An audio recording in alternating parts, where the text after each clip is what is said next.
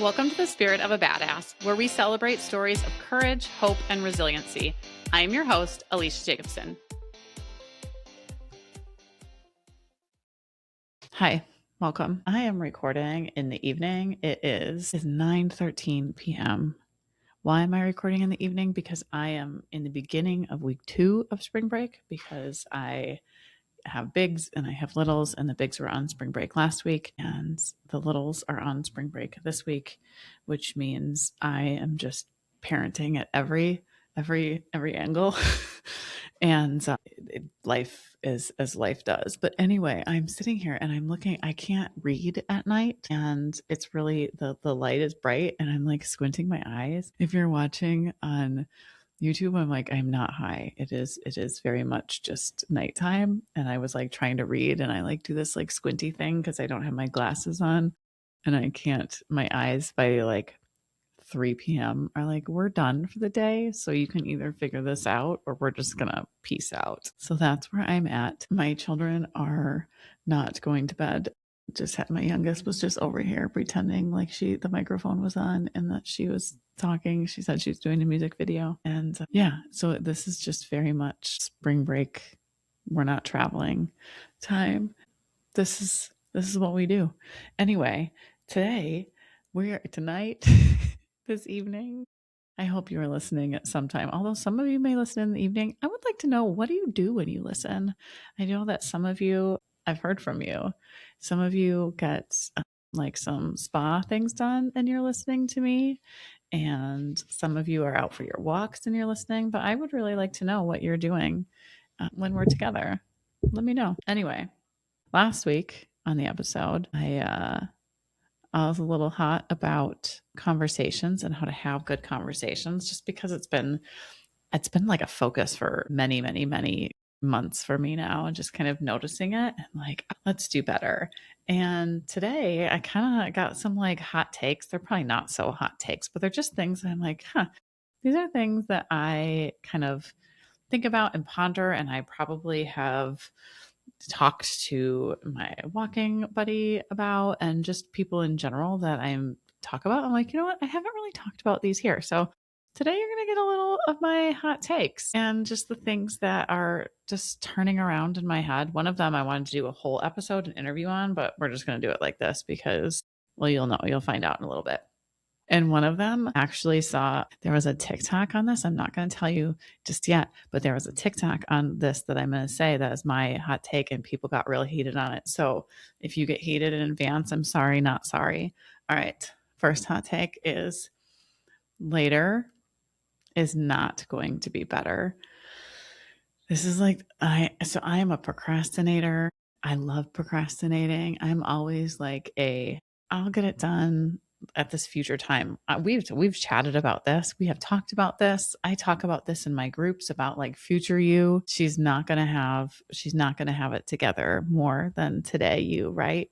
So we cannot count on her unless you're doing things to make future you a little different. So putting it off until later and doing things later is not going to be any better. Now, this really isn't that hot of a take. However, I'm thinking like having like a do the shit day, like a do it day or a do it hour, where you just like, you do it. You do the things that you're wanting to put off. And if you are like me, where you are a procrastinator, as I'm thinking about this, I've got my daughter purchased some shelves for her bedroom. I bought a drill and I put up some curtain rods that I've had forever. And she got these shelves and I'm just waiting to do them. But all of these things that we're sort of putting off until later, they just take up space in our minds about like, oh, I still have to do this, or oh, I still have to do this. And if we can just do it now, and maybe, when you're doing your monthly planning or quarterly planning, you have like a do it day and you just get the shit done that you've been putting off. And maybe you even have like a do it list of the things, like you have a plan for putting it off and you do it on this certain day. Like, I don't know what that looks like for you. All I know is that later is not going to be better. And that the more we can just get done right away and just do it, the better. And maybe for those of us who are like, wait a second, like that doesn't feel good, I don't have the adrenaline that kicks in then, schedule that shit and get yourself a do it day and get the shit done. Okay. Next one. This one you might not like me for, but I don't care. I don't care. I have said this many times in the last several months because it seriously just pisses me off. Sneezing in public should be banned. You should not be able to sneeze in public, and you should definitely not be able to sneeze more than once in public. Like, you need to keep that shit in your face. Like, keep it harnessed. We do not need to let it out. I was recently in a space where this man sneezed 6 times. 6 times. Why are we doing this? Like, I was like hiding. I couldn't get away from the space I was in. I'm like literally like, how can I like suffocate my face? It shouldn't be allowed. We should not be able to sneeze in public. I don't sneeze. Like, sometimes I'll have like a sneak attack one where I'm like, holy crap, where did that come from? They're aggressive, they're loud, they're germy, they're gross. Like, we don't need to do it more than once, that's for sure. Like, you need to wrangle that and you need to keep it to yourself. We don't need to be sharing that. And I get that it can be, people are like, this was the one where I saw this TikTok and they're like, oh, it's a bodily function. It can't can be controlled. I control it. Okay. I know when one is coming on and I keep it inside my body. It does not leave. It does not leave. Every once in a while, one will come out and I'm like, holy crap, what was that? But when we're at like 2 and 3 and 4 and 5 and 6, that is unnecessary. We need to stop. We need to stop. I don't know, medical. I have no idea if there is a medical benefit to releasing sneezes from our faces. However, I do not want that. I do not want that in my space. I would prefer that nobody sneeze out of their body around me. Like, harness it, keep it in. Next, politics. We can't get out of this without politics. Saying that I don't talk politics, I feel like that should be like taboo in the year 2026. It is so much a part of who we are, the fiber of our beings. And it's not even really politics anymore. It is like, where do we align? What line are you getting behind? Who are you getting behind? How do you show your care? What do you care for? What do you not care for? And I really think this, I don't talk about it, is gross. Again, that's probably not the hottest take. I've heard this before. I have heard that, oh, it's a privilege to say that. I wholeheartedly agree. Like, we need to be speaking, and the more that we speak, the more that we speak up, the more that we create conversations, the safer we make these conversations, the harder we push back on things, then, we can burn shit down and create some change. But the silence and the I don't talk about it, like, shut the fuck up. We need to talk about stuff. We need to talk and we need to keep talking. Even if like I don't have the knowledge. I do not have, like, there's so many people that have such great knowledge and expertise and they are great. I don't have that. And also I can still ask questions. So even if you're intimidated, maybe ask questions, be curious, create conversation. We don't have the answers. Obviously, some people may have the answers. However, just because you don't have them doesn't need to mean that you can't be involved in conversation. And we shouldn't use that as an excuse. And if you're saying that because maybe you don't want to share because you're afraid what people are saying, why?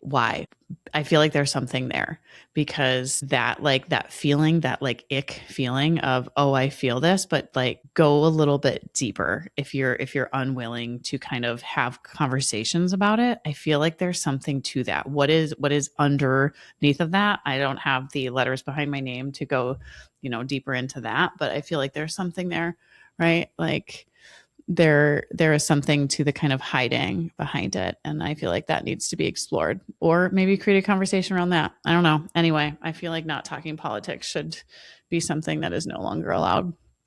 Okay, here's one. All right, I'm gonna get a little. I wore a hoodie right now. This topic, this one, next one is gonna get me a little probably hot, because this one has been festering in me for a while, and then it got highlighted during the Olympics. So I firmly believe that men are the ones who need to start calling out other men on bad behavior, and until men are willing to do that and start making other men uncomfortable, then nothing is going to change. The reason this got so like in my face to where we get so normalized to things. We just see it as like, oh, boys will be boys or whatever stupid ass other things have been allowed to grow roots and be like okay and accepted, in society and in our relationships or whatever. But my daughter in the fall, my 16-year-old, newly 16 at the time, sophomore in high school, she was at homecoming and I went and took pictures. It was at a country club here in town and we took pictures. Since she can drive now, I didn't have to wait and drive her to the next place. She had her car. She was taking a friend. And after I had left, she needed to go get something from her car. So she went from this country club, golf club, kind of banquet area, walked to her car. While walking to her car, the parking lot was filled, right? It was filled when we were there. There was lots of schools doing homecoming pictures, all these things, parents. There was a bus filled with grown ass fucking men catcalling her. Now, I didn't find out about this until hours later because had I found out about it in real time, I would have been on that bus. I would have been knowing who they were and I would have been calling out their fucking asses. Like the entire city would have known who these men were. But here's the thing. You cannot tell me that and this whole bus, she said there was a lot of them filled with men, that there wasn't a couple of them that thought, this is inappropriate.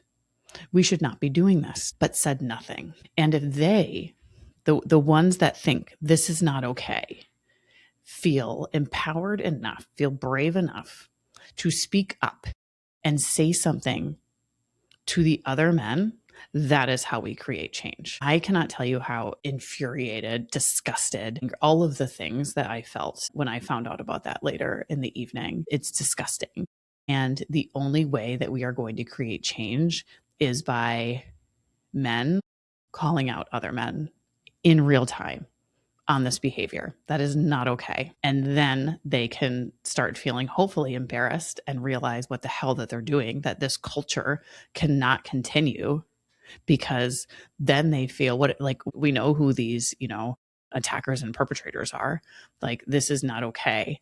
And if we can start infiltrating it and they can start feeling like I can speak up and say something, that is how we're going to create change. Now, I realize I also don't have a lot of male listeners on this podcast.